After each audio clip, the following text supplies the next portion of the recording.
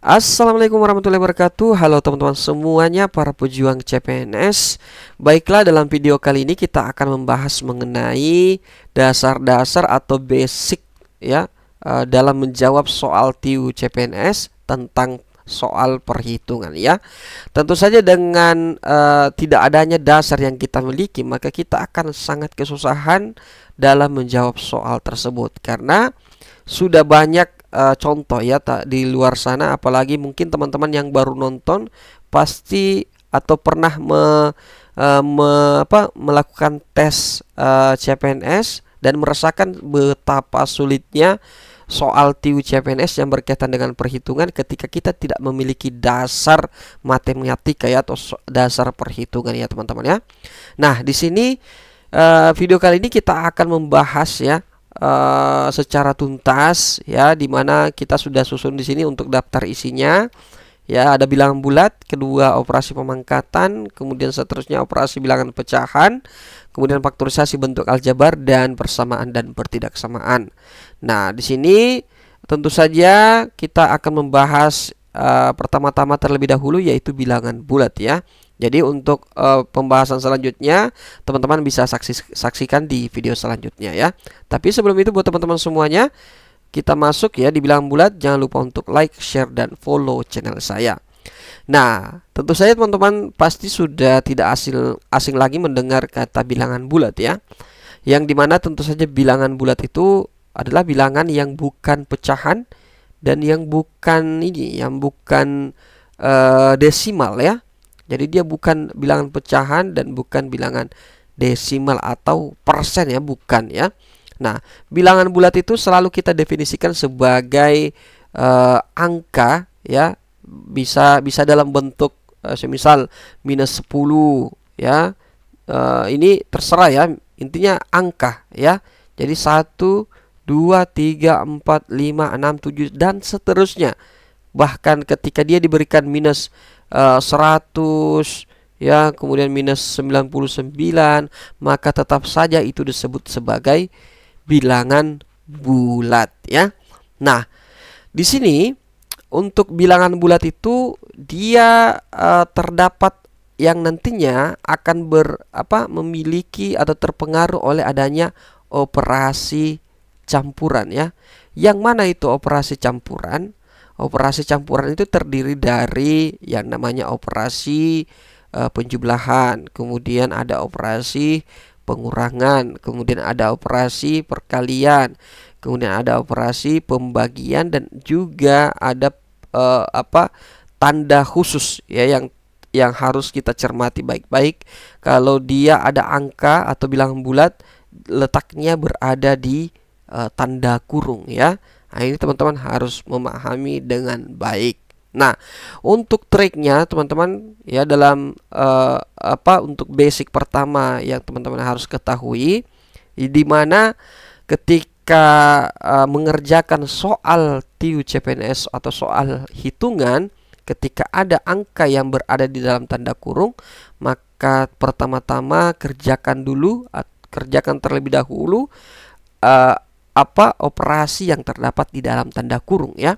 Semisal ini kita tanda kurung kemudian ditambah 5 ya. Contohlah di sini 3 dikali 5 ya. 3 dikali 5 tambah 5. Maka tentu saja di sini teman-teman kalau mendapatkan contoh kasus seperti ini, teman-teman harus menyelesaikan terlebih dahulu apa yang ada di dalam tanda kurung ya.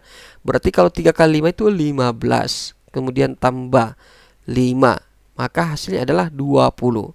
Nah, buat teman-teman yang tidak memiliki basic ya, dalam mengenal tanda kurung ini, tentu saja teman-teman pasti akan kewalahan ya, apalagi kalau posisinya seperti ini, 5 tambah 3 dikali 5 ya. Mungkin teman-teman akan menambahkan ini atau akan bingung, ini tanda kurung ini maksudnya apa ya. Apakah itu jangan sampai teman-teman menganggap bahwa tanda kurung ini adalah minus atau dibagi ya. Nah, jadi teman-teman harus memahami bahwa tanda kurung ini ketika ada bilangan bulat yang terdapat di dalamnya kemudian dipengaruhi oleh operasi penjumlahan, pengurangan, pembagian dan lain-lain, maka terlebih dahulukan atau lebih dahulukan untuk menjawab yang terdapat pada tanda kurung ya teman-teman ya. Nah, kemudian selanjutnya untuk trik yang kedua ya, dimana kalau di sini untuk perkalian ya, kemudian dan pembagian ya. Nah, itu teman-teman harus mengerjakan ya dari kiri ke kanan ya, dari kiri ke kanan. Nah, begitupun dengan penjumlahan dengan pengurangan, maka sebaiknya dikerjakan dari kiri ke kanan ya. Nah, dari kiri ke kanan. Kalau bicara tentang ketika ada angka ya, semisal contoh soalnya seperti ini untuk perkalian dan pembagian ya. Semisal 3 dikali 3 kemudian dibagi 5 ya. Nah, maka teman-teman semuanya harus mengerjakan dari sini ya, sampai dari kiri ke kanan. Jangan sampai teman-teman itu mengerjakan seperti ini ya. Ini kalian 3 bagi 5 ya. Tentu saja teman-teman kalau 3 bagi 5 itu ya, itu akan mendapatkan nilai desimal ya. Akan mendapatkan nilai bilangan desimal, maka tentu saja akan membuat teman-teman akan kewalahan ya, atau kelamaan dalam menjawab. Maka teman-teman harus kalikan saja langsung 3 kali 3 kemudian kita bagi 5 ya. Nah, begitupun dengan penjumlahan dan pengurangan ya. Penjumlahan dan pengurangan semisal 3 tambah 3 kemudian tambah 5, maka kita bisa mengerjakannya dari kiri ke kanan ya. Untuk ini hanya untuk memudahkan teman-teman ya. Hanya untuk memudahkan dan mempercepat ya. Nah, selanjutnya yang perlu diingat ya, yang dimana ada aturan ya, ada aturan pada perkalian. Ada aturan pada perkalian. Jadi ada aturan pada perkalian ya, yang dimana ketika kita ada bilangan bulat ya, ada bilangan bulat, kita kalikan dengan bilangan bulat yang lainnya, tapi tentu saja terdapat tanda ya yang membedakan. Contohlah kalau tanda positif dikali dengan positif, atau 3 dikali 3 ya, maka hasilnya adalah 9. Nah, kenapa kita tidak tuliskan tanda positifnya? Ini sudah mewakili angka 3.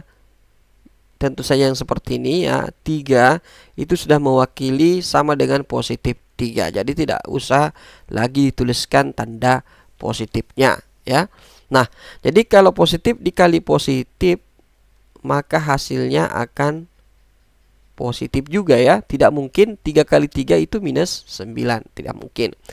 Selanjutnya, tanda positif kemudian dikalikan dengan tanda minus, maka hasilnya akan minus. Contoh ya, kita berikan contoh. 2 ya dikali dengan minus 1, maka hasilnya adalah minus 2 ya. Jadi kalau ada seperti ini teman-teman ya, harus memberikan tanda kurung. Jadi inilah pentingnya tanda kurung ini yang membedakan.